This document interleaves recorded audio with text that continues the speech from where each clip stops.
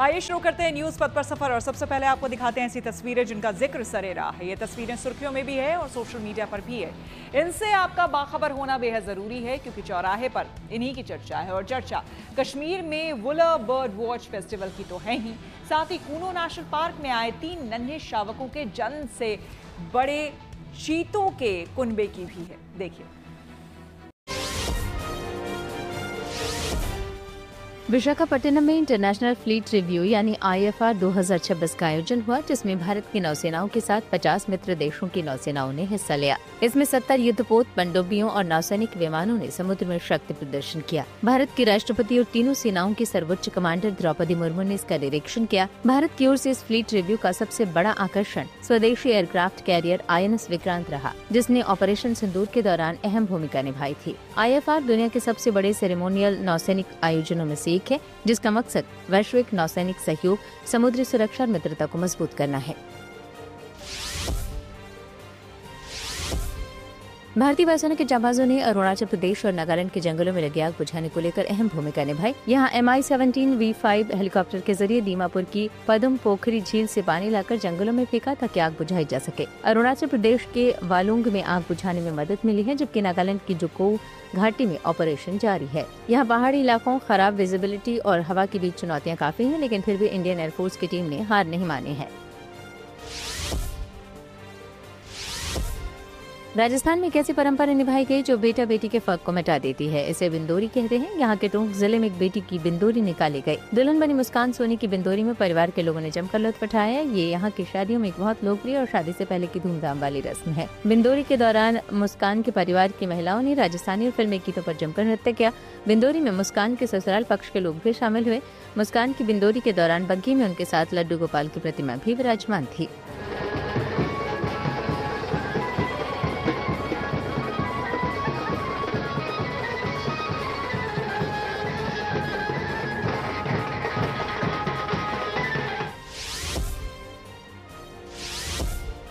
कश्मीर में Wular bird watch festival का आयोजन हुआ। ये बांदीपुरा की वुलर झील के किनारे होने वाला एक रोमांचक इको टूरिज्म इवेंट है। फेस्टिवल मीठे पानी की एक बड़ी झील वुलर लेक पर केंद्रित है। ये झील में हजारों प्रवासी पक्षियों का घर बन जाती है। इस इवेंट का मकसद पक्षी प्रेमियों को आकर्षित करना और झील संरक्षण को लेकर जागरूकता फैलाना भी है। साथ ही स्थानीय लोगों के लिए पक्षी पर्यटन से रोजगार के अवसर पैदा करना भी मकसद है। बड़ी संख्या में लोग इस फेस्टिवल में शामिल हुए। स्थानीय सामान की प्रदर्शनी लगाई गई, जिससे वहाँ के लोगों ने अच्छी खासी कमाई भी की। मध्य प्रदेश के कूनो नेशनल पार्क में 3 नन्हे मेहमान आए हैं। यहाँ मादा चीता गामिनी ने 3 शावकों को जन्म दिया। केंद्रीय पर्यावरण मंत्री भूपेंद्र यादव ने इसकी जानकारी दी। मादा चीता गामिनी दक्षिण अफ्रीका से लाई गई है। इस तरह अब कूनो में शावकों की संख्या 27 हो गई है, जबकि कूनो में कुल चीते 35 और गांधी सागर सहित भारत में चीते 38 हो गए हैं। दिल्ली में AI इम्पैक्ट समिट में पहुंचे गूगल के CEO सुंदर पिचाई प्रधानमंत्री मोदी से मिले। आइए सीधे आपको लिए चलते हैं न्यूज एक्सप्रेसवे पर, जहां देश भर की कुछ और जरूरी खबरें कर रही हैं आपका इंतजार। ब्राजील के राष्ट्रपति लूला डी सिल्वा 5 दिन के भारत दौरे पर आज दिल्ली पहुंच गए हैं। इस दौरे में डी सिल्वा के साथ करीब 14 मंत्री और 260 कंपनियों के मालिकों और अधिकारियों का प्रतिनिधिमंडल भी आया है। वे 18 से 22 फरवरी तक भारत में रहेंगे। इस दौरान वो यहाँ 19 और 20 फरवरी को नई दिल्ली में हो रहे दूसरे AI इम्पैक्ट समिट में हिस्सा लेंगे। पिछले साल भारत और ब्राजील के बीच व्यापार 15 अरब अमेरिकी डॉलर से ज्यादा रहा है। ऐसे में इस यात्रा के दौरान ब्राजील और भारत के बीच नए सहयोग को लेकर भी चर्चा होगी। AI इम्पैक्ट समिट में हिस्सा लेने दिल्ली पहुंचे गूगल के CEO सुंदर पिचाई ने भारत में AI के भविष्य को लेकर अहम बात कही। उन्होंने भारत की AI कैपेसिटी को असाधारण बताया और कहा कि AI के क्षेत्र में भारत की यात्रा असाधारण रहेगी और इसमें गूगल भी बड़ी जिम्मेदारी निभाएगा। उन्होंने यहाँ भारत के डिजिटल भविष्य को लेकर कंपनी का विजन भी शेयर किया। ये बातें पिचाई ने यहाँ एक इवेंट में कही। इससे पहले उन्होंने PM मोदी से भी मुलाकात की और भारत गूगल के बीच आर्टिफिशियल इंटेलिजेंस सहयोग को और गहरा करने पर चर्चा की। आज देश के 2 बड़े राज्यों गुजरात और मध्य प्रदेश का बजट पेश किया गया। गुजरात सरकार की ओर से वित्त मंत्री कनुभाई देसाई ने 4 लाख करोड़ रुपए का बजट पेश किया। इसमें VBG रामजी के लिए 1500 करोड़, MSME के लिए 1775 करोड़, टेक्सटाइल इंडस्ट्री के लिए 2755 करोड़ रुपए आवंटित किए गए हैं। वहीं मध्य प्रदेश में भी 4,38,000 करोड़ का बजट पेश हुआ। वित्त मंत्री जगदीश देवड़ा ने बजट पेश किया। इसमें लाडली बहना योजना के लिए 23,000 करोड़ रुपए आवंटित किए गए हैं। वहीं बजट में किसानों को 1 लाख सोलर पंप उपलब्ध कराने का भी ऐलान किया गया है। उत्तराखंड में मौजूद 83 पर्वत श्रृंखलाएं एक बार फिर से पर्वतारोहण के लिए खुल गई हैं। इनमें कामेट, नंदा देवी ईस्ट, चौखंबा समूह, त्रिशूल समूह, शिवलिंग, सतोपंथ, चंगाबांग, पंचचूली, नीलकंठ जैसे विश्व प्रसिद्ध और चुनौतीपूर्ण चोटियां शामिल हैं। इन चोटियों की ऊंचाई 5,700 मीटर से 7,756 मीटर तक है। लंबे समय बाद इसे देसी विदेशी पर्यटकों के लिए खोला गया है। सरकार के मुताबिक 1 विंडो सिस्टम होगा, सख्त नियमों के साथ सीमित परमिट जारी होंगे, इको फ्रेंडली प्रैक्टिस अनिवार्य होगा और किसी तरह की कोई फीस नहीं लगेगी। सरकार के इस फैसले से कारोबारियों में उत्साह है। जम्मू कश्मीर के कटरा में उपराज्यपाल मनोज सिन्हा ने शंकराचार्य मंदिर परियोजना की आधारशिला रखी। ये मंदिर माता वैष्णो देवी धाम की पहाड़ियों से सटे क्षेत्र में बनाया जाएगा। उनके मुताबिक इस पर 31.51 करोड़ रुपए का खर्च आएगा, जिसे श्री माता वैष्णो देवी श्राइन बोर्ड वहन करेगा। मंदिर परिसर में 50 व्यावसायिक दुकानें भी बनाई जाएंगी, जिन्हें जमीन दान करने वाले भूमि मालिकों को आवंटित किया जाएगा। ओलंपिक के बारे में तो सभी जानते हैं, लेकिन क्या आपने ग्रामीण ओलंपिक देखा और सुना है? लुधियाना के किला रायपुर में शानदार खेल महाकुंभ की शुरुआत हो चुकी है और खास बात यह है कि 11 साल के लंबे इंतजार के बाद इस आयोजन में बैलगाड़ी की रेस भी हो रही है। गाड़ी और सवार के साथ जब बैलों ने दौड़ लगाई तो देखने वाले दंग रह गए।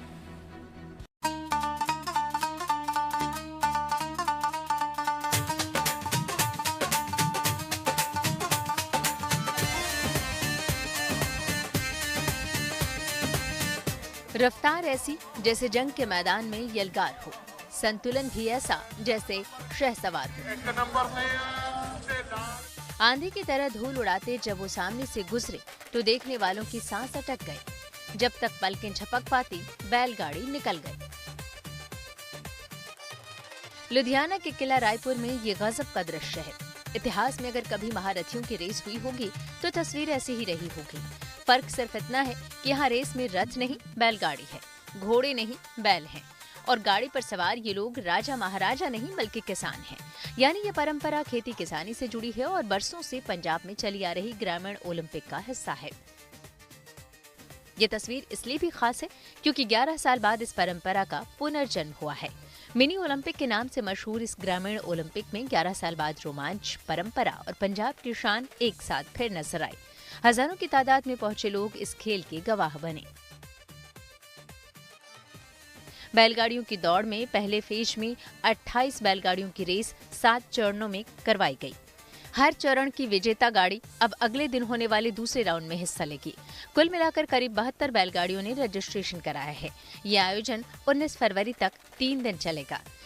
गांव के लोग इस आयोजन का इंतजार लंबे समय से कर रहे थे। इस आयोजन के दौरान गांव के लोगों में जबरदस्त उत्साह है। किसान अपने चहेते और दमदार बैलों को लेकर आए हैं और उन्हें देसी घी, बादाम, चने और दूध खिलाकर तैयार किया है। रेस में इनाम भी आकर्षक रखे गए हैं। प्रथम स्थान पाने वाले को 2.5 लाख रुपए मिलेंगे, वहीं दूसरे स्थान वाले को 1,90,000 और तीसरे स्थान पर आने वाले को 1,30,000 की राशि दी जाएगी। ਤਿਆਰੀ तो 2 महीने की चलती है। 2 महीने की तैयारी करते हैं। इतने घुमा के भी लेके जाने हैं रोज आके गड्डी में। वो आए जी, खर्चा तो बहुत आता जी, पर शौक का कोई मुੱਲ नहीं है। शौक बहुत है। कैसी इनकी डाइट कैसी रहती? डाइट एक बॉल ਤੇ 6 किलो ਦੁੱਧ रोज पींदा जी। फिर बादाम खांदा, फिर छोले, ਹੋਰ ਦਾਖਾਂ, बादाम रोगन, सारी होर कोई अत्याचार नहीं। जब भजाउਣਾ बंदे ने खाली हत्थ भजाउਣਾ जी, शाबाशी दे के सारे ऐसे भजाउने हैं। ये परंपरा पंजाब की पहचान से जुड़ी है। इस आयोजन में रोक लगने से चमक फीकी पड़ गई थी, लेकिन अब राज्य प्रशासन ने कानूनी प्रक्रिया पूरी कर इसे फिर शुरू किया है। पूरी व्यवस्था जिला प्रशासन की देखरेख में गठित समिति संभाल रही है। आयोजन शुरू तो हुआ है, लेकिन इसके नियम भी सख्त हैं। शुरुआत से पहले पशु चिकित्सक जांच करेंगे। स्पर्धा के दौरान तथा बाद में भी मेडिकल दल मौजूद रहेगा। किसी प्रकार की मारपीट, नुकीले उपकरण या अमानवीय व्यवहार पर पूर्ण प्रतिबंध है।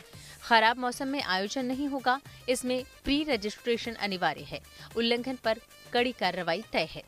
इनको इनकी सेवा करते हैं, दूध इनको पिलाते हैं, बादाम इनको खिलाते हैं, पूरा एकदम मालिश इनकी होती है। इनको तो अपने बेटे जैसा रखते हैं हम लोग। उम्मीद पूरी है, जीत के जाएंगे ऊपर, तो बाकी तो भगवान के हाथ में है।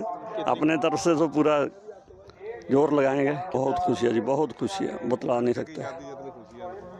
बच्चों की शादी जितनी खुशी है। साल 2014 में सुप्रीम कोर्ट के आदेश के बाद इस प्रतियोगिता पर रोक लगा दी गई थी। पशु क्रूरता निवारण अधिनियम 1960 का हवाला दिया गया था। इसके बाद आकर्षण घटता गया, दर्शक कम हुए, कई विवाद भी सामने आए, जमीन से जुड़ा कानूनी मसला खड़ा हुआ और 2018 के बाद गतिविधियां पूरी तरह थम गईं। लेकिन बाद में विधानसभा ने संशोधन विधेयक पारित किया। 2023 में न्यायिक फैसला आने से रास्ता साफ हुआ। 2024 से सरकार ने जिम्मेदारी संभाली। किला रायपुर के इस ग्रामीण ओलंपिक में बैलगाड़ी की रेस ही नहीं हो रही, बल्कि कई खेलों मसलन हॉकी, कबड्डी, एथलेटिक्स सहित कई मुकाबलों में जोर आजमाइश हो रही है। वैसे इस ग्रामीण ओलंपिक का अपना इतिहास है। शुरुआत 1933 में इंदर सिंह ग्रेवाल ने की थी। मकसद किसानों को एक मंच पर लाना था। उसी साल रायपुर की हॉकी टीम ने जालंधर में सिल्वर कप जीता। प्रेरणा मिली और वॉलीबॉल, कबड्डी, एथलेटिक्स जैसी प्रतिस्पर्धाएं जुड़ती चली गईं। ग्रेवाल स्पोर्ट्स एसोसिएशन बनी। 1944 में बाबा बख्शी के प्रयास से बैलगाड़ी स्पर्धा शामिल हुई। अलग अलग खेलों के लिए ट्रॉफियां हैं। ये ट्रॉफी और 50 तोले चांदी का कप बैंक लॉकर में सुरक्षित रखे जाते हैं और वितरण के दिन ही बाहर लाए जाते हैं। ये महोत्सव केवल खेल नहीं, सांस्कृतिक पहचान का प्रतीक है। 5 साल के बच्चे से लेकर 90 साल तक के प्रतिभागी मैदान में उतरते हैं। खूब दर्शक भी आते हैं जो तमाम खेलों का और खिलाड़ियों की काबिलियत का मजा उठाते हैं।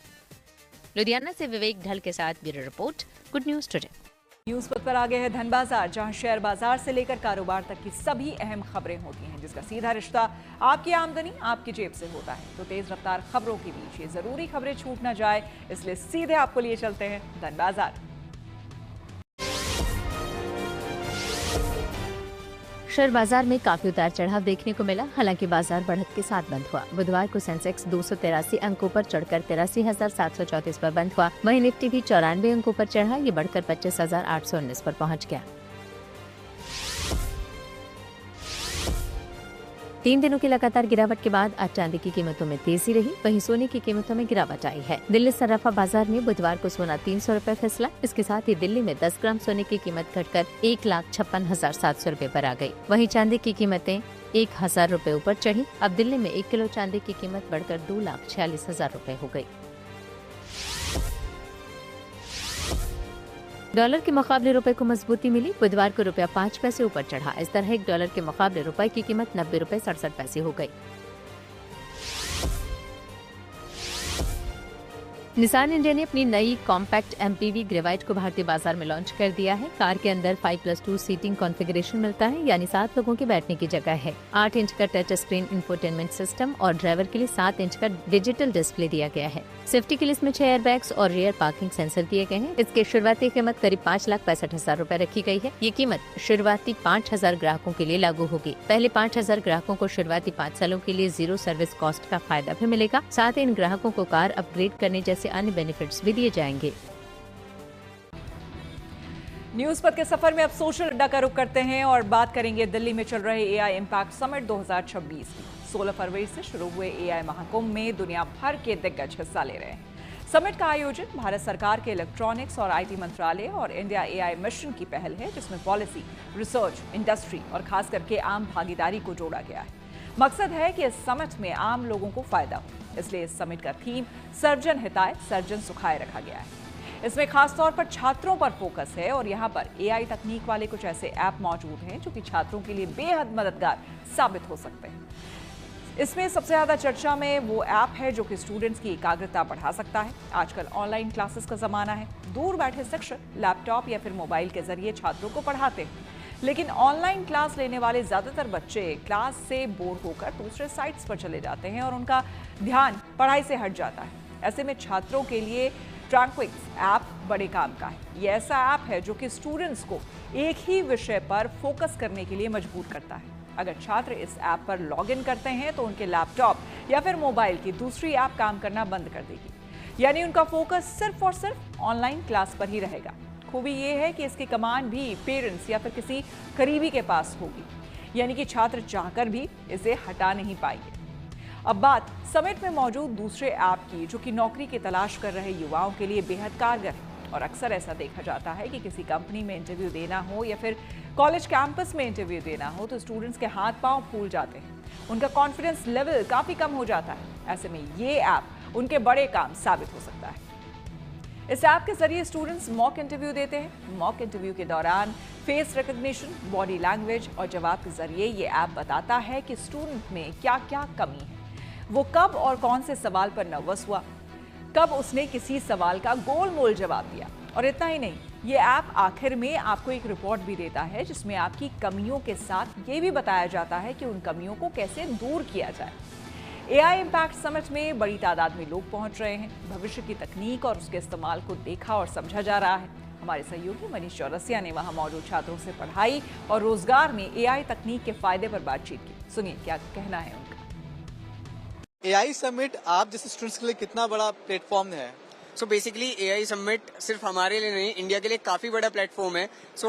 जैसा भी एआई बूम आ रहा है मार्केट के अंदर, नए नए सॉल्यूशंस डेली डेवलप हो रहे हैं एंड मार्केट ड्रेस्टिकली चेंज हो रहा है, तो उसका एक रियलिस्टिक आइडिया यहाँ पे पता चल रहा है कि मार्केट के अंदर क्या क्या नए सॉल्यूशंस अवेलेबल हैं। जो अभी एचआर या कोई भी इंडस्ट्री जो भी अपने प्रोसेस को मैनुअली कर रहे हैं, उसको एआई के थ्रू कितना इजी, और जो चीजें 10-10 दिन में, एक महीने में जाके कंप्लीट होती थी, उनको मिनट्स में कैसे कंप्लीट किया जा सकता है, उसका एक प्रॉपर आइडिया सोल्यूशन यहाँ पे मिल रहा है। अभी हमने देखा हाल फिलहाल कि बहुत तेजी से एआई ट्रेंड में आया, चैट जीपीटी ट्रेंड में आया, तमाम सारे ऐसे बोर्ड्स ट्रेंड में आए, तो लगा कि जो लोग अभी पहले 2 साल या 3 साल पहले जिन्होंने बीटेक ज्वाइन किया था, उनके सिलेबस में तो सब कुछ था ही नहीं, तो एकदम से चीजें आउट ऑफ सिलेबस होना शुरू हुई। आप लोग नए ट्रेंड के साथ कैसे मैचअप करने जा रहे हैं? सर, इसमें एक्चुअली जो यूनिवर्सिटीज में पढ़ाते हैं उसका तो रूल है, वो एक्चुअली वो हमारा एक बैकएंड जो बेस है वो मजबूत करता है। बाकी अगर जैसे कि हम कॉलेज में आके सिर्फ स्टडीज करेंगे बुक्स को, तो आई डोंट थिंक वो हम एआई में इतना डेवलप कर पा रहे हैं वो कर पाएंगे। हमें स्टडीज के साथ साथ जो हमारे एक्स्ट्रा करिकुलर कोर्सेज चलते हैं, जो कंपनीज अपने प्राइवेट माइक्रोसॉफ्ट वगैरह वो अपने कोर्सेज देती हैं, हमको उनको भी ज्वाइन करना चाहिए और उनमें भी अपने खुद के प्रोजेक्ट्स बनाने चाहिए, उनको लर्न करना चाहिए। तो I think it's better to go with this.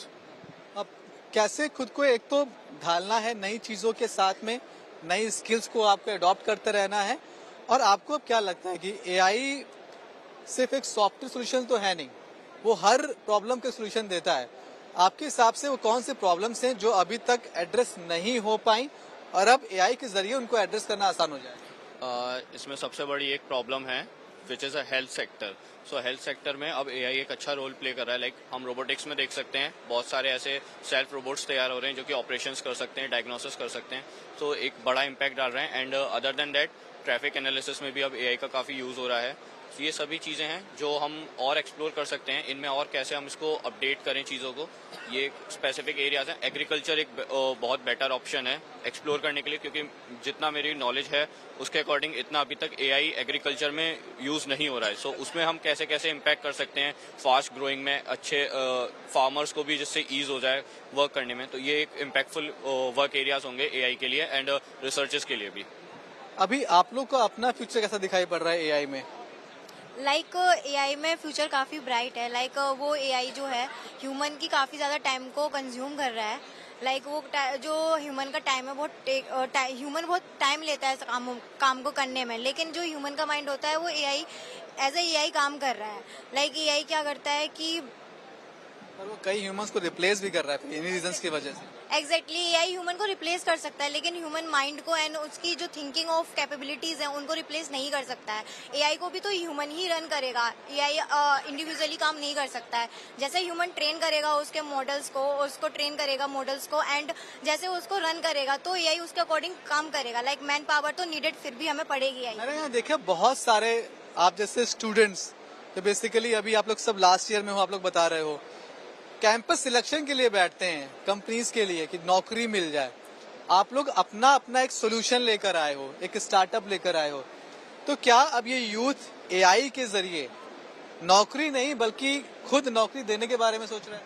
Obviously AI का बहुत ज्यादा रोल है फॉर स्टार्टअप बिल्डिंग में, बिकॉज बहुत सारी ऐसे आइडियाज हैं, बहुत सारी ऐसी चीजें जिनको हम ऑटोमेट कर सकते हैं और रेगुलर बेसिस पे जो मैनुअल काम है उसको फास्ट कर सकते हैं। So it is very impactful for the students, ताकि स्टूडेंट्स भी कुछ नया आइडियाज लाएं, ग्रो करें एंड सारी चीजें सोच सकें। For campus placement it is best. हम ये कह सकते हैं कि एआई ने स्टार्टअप को थोड़ा स्पीड भी दिया है, और अमूमन जो पहले स्टार्टअप करने में आपको ज्यादा फंड लगता था, ज़्यादा टेक्नोलॉजी चाहिए होती थी, ज़्यादा स्पेस चाहिए होता था, उसको रिड्यूस कर दिया काफ़ी। Yes obviously, because virtual office आजकल हैं, हम घर बैठ के काम कर सकते हैं। एआई की हेल्प से हम कहीं भी रिमोट वर्क भी कर सकते हैं। So it is speeding up the process and बहुत हेल्प हो जाती है हर चीज को सीमलेस करने में। और अब बात एक ऐसे कलाकार की जिन्होंने अपने कैनवस पर 11 साल की मेहनत के बाद 64 योगिनियों को उकेर दिया। आदि शक्ति से जुड़े इन 64 रूपों को मां काली या फिर मां दुर्गा का अवतार माना जाता है, जो सृष्टि की रचना, पालन और संहार करने वाली सर्वोच्च देवियां हैं। आदिशक्ति के 64 स्वरूपों के जरिए कलाकार की कोशिश कला प्रशंसकों से संवाद करने की है, ताकि वो भी 64 योगिनियों की अलग अलग ऊर्जा की अनुभूति कर सकें। 81 दिनों तक चलने वाली ये कला यात्रा 16 राज्य में 10,000 किलोमीटर की दूरी तय कर रही है।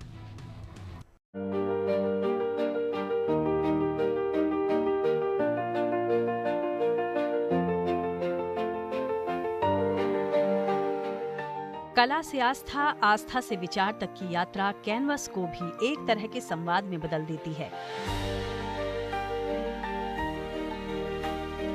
जयपुर के जवाहर कला केंद्र में लगी ये प्रदर्शनी कला से संवाद की मिसाल है, जो एक महिला कलाकार की तरफ से दर्शकों के साथ बिना शब्दों के भावनाएं और संस्कृति को साझा करने का प्रयास है।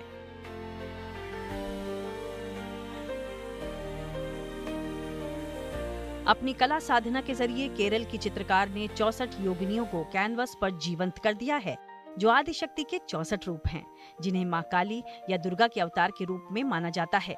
ये अलौकिक शक्तियां सृष्टि की रचना, पालन और संहार करने वाली सर्वोच्च देवियां हैं। One of the strongest energies जो होती है उनमें फेमिनिन एनर्जी जो है वो उनमें से एक है। और देवियों की बात करूँ तो देवियां भी अलग अलग रूप में अलग अलग शक्ति को रिप्रेजेंट करती हैं, और ऐसी ही हैं 64 योगिनियाँ, जो आप मेरे पीछे तस्वीरों में भी देख सकते हैं। एक साथ कई सारी योगिनियाँ पेंटिंग्स के फॉर्म में यहाँ नजर आ रही है। 64 योगिनियों का मकसद आंतरिक ऊर्जा को जागृत करना होता है, जिसकी तंत्र साधना में खास अहमियत है। केरल की चित्रकार डॉक्टर बीना एस उन्नीकृष्णन का इरादा देवी महात्रिपुर सुंदरी को चित्रित करने का था। उसी को समझने के दौरान 64 योगिनियों की यात्रा शुरू हुई। एक्चुअली मुझे महात्रिपुर सुंदरी को, that is presiding goddesses of Shri Vidya, उनको पेंट करना था। उनको पेंट करने के लिए प्रेरणा तो मेरा मेंटर से मिली, बिकॉज उन्होंने मेरे को एक बुक लिखा दिया था, मैं श्री विद्या के ऊपर लिखेंगे करके, बट उनका देहांत हुआ था। सो मैंने सोचा लिखना तो मुश्किल है, तो महात्रिपुर सुंदरी को पेंट करेंगे सोचा था, बट उनको पेंट करने के लिए उनको जानना बहुत इम्पोर्टेंट लगा, तो वो सोच इस ट्रैवल तक लेके गया है। So every decision of mind was a involvement, you know, but क्या मन में आया उसी रास्ते पे निकला, तो 64 योगिनी का डोर तक पहुंच गया। So after doing all that I painted Mahatripur सुंदरी। देवी महात्रिपुर सुंदरी को साक्षात परब्रह्म ललिता राजराजेश्वरी और श्री विद्या के रूप में पूजा जाता है, जो भक्तों को भोग और मोक्ष दोनों प्रदान करने वाली आदि शक्ति हैं। 64 योगिनियां केवल पौराणिक शक्तियां नहीं, बल्कि चेतना के 64 आयाम और मन की कई अवस्थाएं हैं, जो भय से मुक्ति और आत्मिक शक्ति का प्रतीक है। डॉक्टर बीना ने 11 साल में 68 चित्र बनाए, जिनमें 64 योगिनियों को केंद्र में रखा है। इन चित्रों में स्त्री ऊर्जा से जुड़ी कोमलता, सृजनशीलता, आत्मबोध और संतुलन की बारीकी को दर्शाया गया है। मुझे हर पेंटिंग अपना अपना एक एनर्जी है, बिकॉज 64 एनर्जीज के बारे में बात कर रहा है, तो उनको बारे में एक पावरफुल बोलना मुश्किल है, बिकॉज ये 64 स्टार्ट साथ रहेगा तब पावरफुल होता है, अलग अलग तो पावरफुल नहीं रहता है। But there are qualities in us which I feel very powerful, like goddess Tara है, the second painting which you see goddess Tara, she is about compassion and motherhood, which everybody has, like whether it is a man or a woman, we have that power within us. Like बोलते हैं सिर्फ माँ को जन्म देना नहीं, तो सिर्फ it's not just for a lady, even a man, when we think about a project, वो project को बढ़ाने के लिए, उनको protect करने के लिए वो माँ का भी energy use करता है। 64 योगिनियों से जुड़ी ये आध्यात्मिक और कलात्मक यात्रा 81 दिनों तक चलनी है। इस दौरान वो 16 राज्यों में 10,000 किलोमीटर का सफर तय करेंगी। कोच्चि, कोयम्बटूर, बेंगलुरु, मुंबई, भोपाल और अहमदाबाद के बाद कला साधना से जुड़ी ये प्रदर्शनी जयपुर में लगी है। अभी तो this is a 16 states journey, 81 days and 10,000 kilometers. So it is मैं तो बहुत like I'm not a renowned artist. So मैं ये घर पे रखेगा तो कौन देखेगा? If I have been blessed to paint them, then I felt it is my responsibility to take it out to show to people. And there is when I take it, there are a lot of interaction. तो मैं भी सीख रही हूँ इसके साथ साथ। इस प्रदर्शनी के साथ 60 मिनट की documentary Y64 whispers of the unseen को भी दर्शाया जा रहा है, जिसमें 64 योगिनियों के इतिहास, उनकी ऊर्जा और पौराणिक महत्व का विस्तार से वर्णन है, जिसे कला की विविधता, संस्कृति और इतिहास की गहरी समझ रखने वाले कला के प्रशंसक बेहद पसंद कर भी रहे हैं। बहुत अच्छा फील हुआ है और सीरियसली आर्ट में इतनी पावर है और ये तो हमारी योगिनीज है और सबकी अलग अलग अपनी अपनी पहचान है, अलग अलग अपनी पावर है। इनके मीन्स क्या हैं? शिव और शक्ति के मिलन से ये संसार बनता है, तो उसी को बताया है कि जो शक्ति है उनके ये रूप हैं, उनके प्रकार हैं। 64 योगिनी परंपरा ये संदेश दे रही है कि शक्ति को बाहरी मंदिरों की बजाय अपने भीतर खोजने की जरूरत है। योगिनी शक्ति से जुड़ी ये साधना एक ऐसा मार्ग है जो सच्ची श्रद्धा के साथ जीवन की तमाम चुनौतियों पर विजय पाने और आध्यात्मिक विकास की प्रेरणा देता है।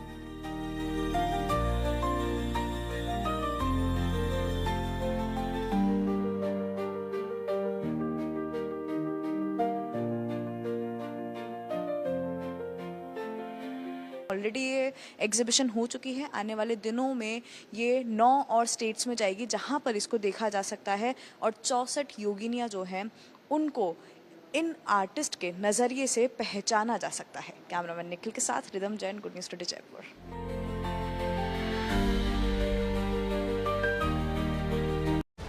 इसी के साथ न्यूज़ वक्त में मेरे यानी कि श्वेता झा के साथ फिलहाल इतना ही। देश दुनिया की तमाम पॉजिटिव खबरों के लिए आप देखते रहिए गुड न्यूज़ टुडे।